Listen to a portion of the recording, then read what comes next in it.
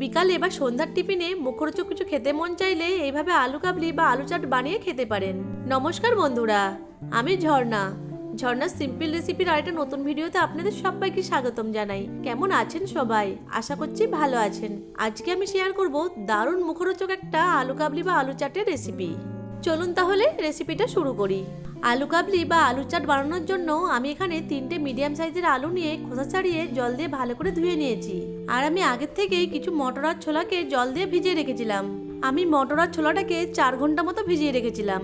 এখন একটা pressure cooker নিয়ে তার মধ্যে আলু, মটর আর ছোলাগুলোকে দিয়ে দেব।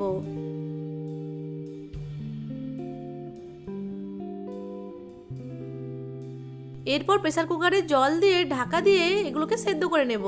প্রেসার কুকারে 2টো সিটি পড়লেই বন্ধ করে দিতে হবে। এইদিকে একটা বাটিতে কিছুটা পাকা তেঁতুল নিয়ে তাতে জল দিয়ে 10 থেকে 15 মিনিট মতো ভিজিয়ে রেখে দেব। এইদিকে গ্যাসে ফ্লেম অন করে একটা প্যান বসিয়ে তাতে কিছুটা চিনেবাদাম দিয়ে চিনেবাদামগুলোকে শুকনো অবস্থায় ভেজে নেব। চিনেবাদামগুলো ভাজা হয়ে গেছে। এখন এই চিনেবাদামগুলোকে একটা পাত্রে নিয়ে নিচ্ছি। এখন একটা স্পেশাল ভাজা মশলা বানিয়ে নেব। তার জন্য ওই প্যানে নিয়ে নিচ্ছি 1 চামচ গোটা জিরে, 1 চামচ গোটা ধনে আর 2টো শুকনো লঙ্কা। এবার নেড়েচেড়ে এই গোটা মশলাগুলোকে ভেজে নেব।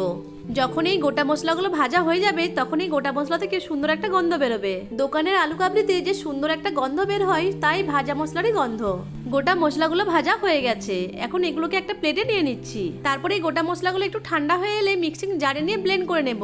এইদিকে আলু, মটর আর ছোলাটা সেদ্ধ হয়ে গেছে। আলু, মটর আর ছোলাটাকে এমনভাবে সেদ্ধ করতে হবে যাতে এগুলো সেদ্ধ হয়ে যায় অথচ গলে না যায়। দেখুন ছোলা আর মটরগুলো গলে যায়নি কিন্তু সেদ্ধ হয়েছে। ছোলা আর মটরটাকে আমি একটা স্ট্রেনারে নিয়ে নিয়েছি যাতে জলটা সম্পূর্ণ ঝরে যায়। এইদিকে আমি অর্ধেকটা শসা, একটা মিডিয়াম সাইজের পেঁয়াজ, একটা মিডিয়াম সাইজের টমেটোকে মিহি করে কুচিয়ে নিয়েছি। টমেটোর ভেতরের শাঁসটাকে বের করে নিয়ে টমেটোটাকে কুচিয়ে নিয়েছি অর্ধেকটা লেবু, 4টে কাঁচা লঙ্কা কুচি আর কিছু ধনেপাতা কুচি। আর যে চিনাবাদামগুলোকে শুকনো অবস্থায় ভেজে নিয়েছিলাম সেগুলোর খোসাটা ছাড়িয়ে নিয়েছি। এইদিকে 15 মিনিট হয়ে গেছে আর তেঁতুলটা নরমও হয়ে গেছে। এখন তেঁতুলটাকে চটকে চটকে তেঁতুলের কাঁধটাকে বের করে নেব। তেঁতুলের কাঁধটাকে বের করে নিয়েছি। তেঁতুলের এই কাঁধটাই আমাদের লাগবে। এখন যে আলুগুলোকে সেদ্ধ করে রেখেছিলাম সেগুলোকে একটা ছুরি দিয়ে ছোট ছোট টুকরো করে কেটে নিচ্ছি।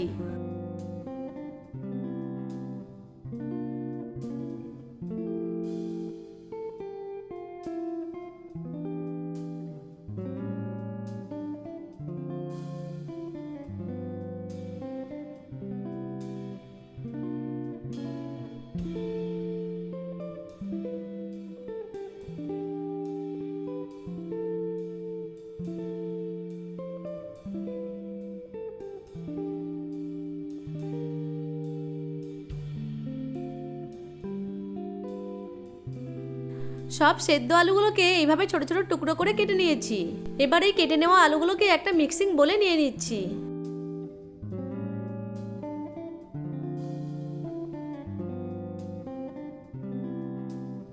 এখন এই আলুর মধ্যে দিয়ে দিচ্ছি সেদ্ধ করা জল ঝরিয়ে নেওয়া মটর আর ছোলাগুলো। এরপর এক এক করে দিয়ে দিচ্ছি কুচানো পেঁয়াজ, কুচানো শসা, কুচানো টমেটো, কুচানো কাঁচা লঙ্কা, দিয়ে দিচ্ছি ধনেপাতা কুচি, দিয়ে দিচ্ছি 1/2 চামচ মতো নর্মাল লবণ, 1 চামচ বিট লবণ, লবণটা আপনারা স্বাদ অনুযায়ী দেবেন। দিয়ে দিচ্ছি 1.5 চামচ তৈরি করে রাখা ভাজা মশলা,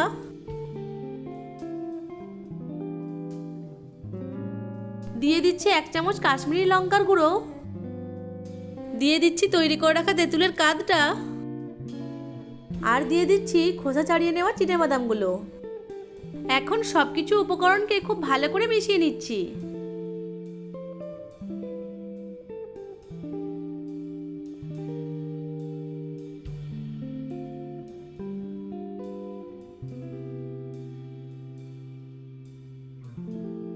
সমস্ত কিছু উপকরণকে খুব ভালো করে মিশিয়ে নিয়েছি। আলু কাবলিটা আমার প্রায় রেডি হয়ে গেছে। তবে সার্ভ করার আগে আরো কিছু মশলা যোগ করব। এখন অন্য একটা বলে এই আলু কাবলিটাকে সার্ভ করে দিচ্ছি।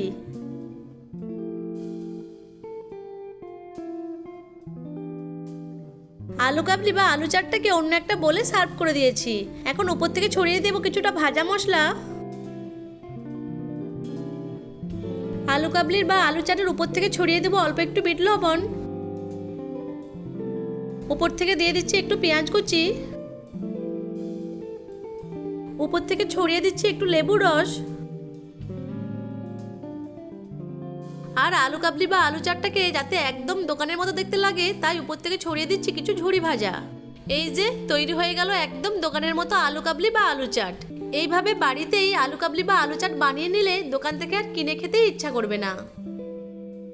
আশা করছি আজকের রেসিপিটা আপনাদের কাছে ভালো লেগেছে। ভালো লেগে থাকলে আমার ভিডিওটিকে লাইক, কমেন্ট, শেয়ার আর চ্যানেলটিকে সাবস্ক্রাইব করে পাশে থাকা বেল আইকনটিকে অন করে রাখবেন আমার পরবর্তী ভিডিওর নোটিফিকেশন সবার আগে পাওয়ার জন্য।